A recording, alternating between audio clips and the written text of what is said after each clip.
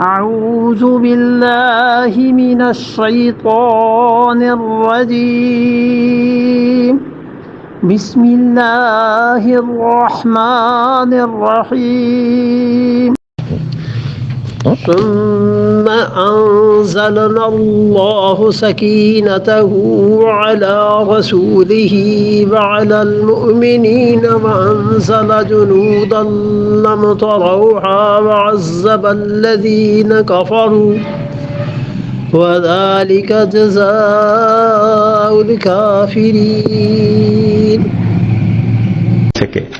ثم پھر جب یہ ہو گیا، یعنی اللہ نے جو عتاب فرمانا تھا، جو تم پر تھوڑی سی اللہ تعالیٰ کی طرف سے سختی آنی تھی ہو گئی، انزل اللہ نے نازل کی، سکینتہ اللہ نے خاص تسلی تم پر نازل کر دی، علی رسولہ اپنے رسول صلی اللہ علیہ وسلم پر، وعلی المومنین اور ایمان والوں، یعنی مسلمانوں کے ساتھ اور رسول اللہ صلی اللہ علیہ وسلم کے ساتھ ایک سکون اور سکینہ ویسے ہی تھی، ایمان کی وجہ سے جو برکتیں جو رحمتیں نازل ہوتی تھیں وہ تو تھی، اس کے ساتھ ساتھ خدا نے ایک خاص تسلی نازل کر دی، وَأَنزَلَ جُنُودًا اور اللہ تعالی نے کیا کیا، لشکر بھیجے، لم تروہا جنہیں تم نہیں دیکھ سکے،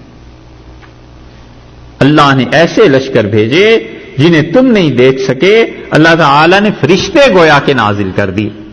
فرشتے آئے ہیں حنین میں، لڑے ہیں یا نہیں، اس پہ محدثین کا اختلاف.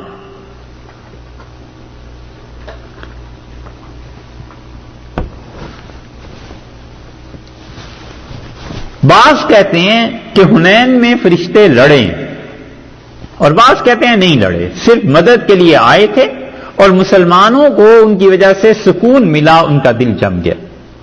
وَعَذَّبَ الَّذِينَ كَفَرُوا اور اللہ تعالیٰ نے کیا کیا، عذاب دیا، مار دی خدا نے کافروں کو، وَذَلِكَ جَزَاءُ الْكَافِرِينَ اور یہی سزا ہے منکروں کی کہ جو اللہ کا انکار کرتے ہیں، کفر کرتے ہیں، ان کو ایسی سزا ملنی چاہیے. یہ آیت کریمہ ان آیات میں سے ہے جو قرآن پاک میں اللہ نے سکون کا ذکر کیا ہے 6 آیات میں. یہ آیات جو 6 ہیں ان کو یاد کرنا چاہیے اور زندگی میں جس موقع پر بھی بے سکونی ہو اس میں بار بار ان آیات کی تلاوت کرنی چاہیے. یہ بزرگوں نے لکھا ہے اور ہے بھی تجربے کی بات.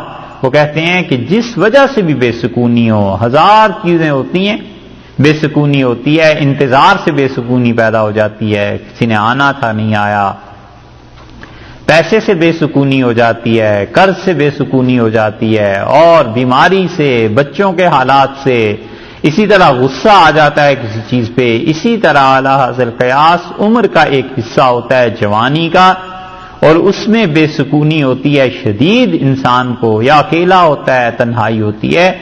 سب سے مؤثر نسخہ یہ ہے کہ ان آیات کو پڑھتا رہے.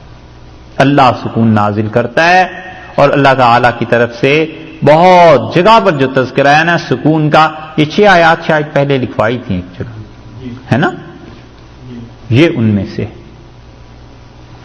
سے ہے. اور اسی طرح آیات شفا بھی یاد کر لینی چاہیے. جب بھی کوئی بیمار ہو، اللہ نے جہاں جہاں قرآن پاک میں شفا کا ذکر کیا ہے کہ اللہ ایسے لوگوں کو شفا دیتے ہیں، بیماروں کو وہ سکھانی چاہیے کہ یہ پڑھتے رہو، اور اس کا عجیب و غریب اثر ہوتا ہے. عجیب و غریب ایسا اثر بھی ہم نے دیکھا کہ بعض مریض پڑھتے رہے، ڈاکٹر بدل گیا. ایک مرتبہ تو اتنی عجیب بات ہوئی کہ ایک مریض تھا اور ہمارے ہاں بہت ڈاکٹر سے کسی کی سمجھ میں نہیں آ رہا تھا کہ اس کو مرض کیا ہے. 8 ڈاکٹرز نے اسے دیکھا، وہ پورا بورڈ ہی ایک طرح کا ہو گیا، بیٹھ کے سر پیٹ لیا کہ اس کو کیا ہے.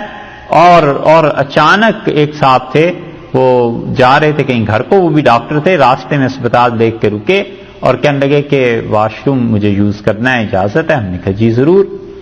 تو کسی ڈاکٹر صاحب نے کہا کہ آپ کا تعارف، ان کا میں فلاں جگہ پڑھا ہوں، ایسے ڈاکٹر ہوں. ان کا سر اگر آپ ایک مریض ہمارا دیکھ لیں. انہوں نے اس مریض کو دیکھا اور جو دوائی انہوں نے تجویز کی چند دنوں میں بات نہیں ٹھیک ہو گئی. ہم نے اس سے پوچھا کہ آپ یہ کیا کرتے رہے؟ انہوں نے کہا آیات شفا پڑھتا رہا. تو ہم نے کہا یہ دیکھو اسی کی برکت، ایک آدمی اچانک رکا ہے، اللہ کی طرف سے کام ہو گیا. بندوبست ہو گیا.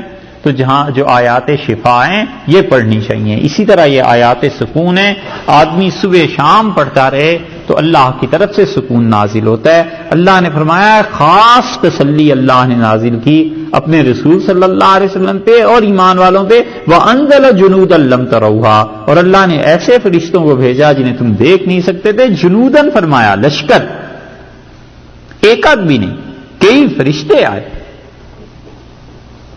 اقبال نے کیا کہا ہے؟ پھر فضائے بدر پیدا کر، فرشتے تیری نصرت کو اتر سکتے ہیں گردوں سے کتار اندر کتار. یہ ہے اللہ نے فرمایا ہم نے فرشتے بھیجے.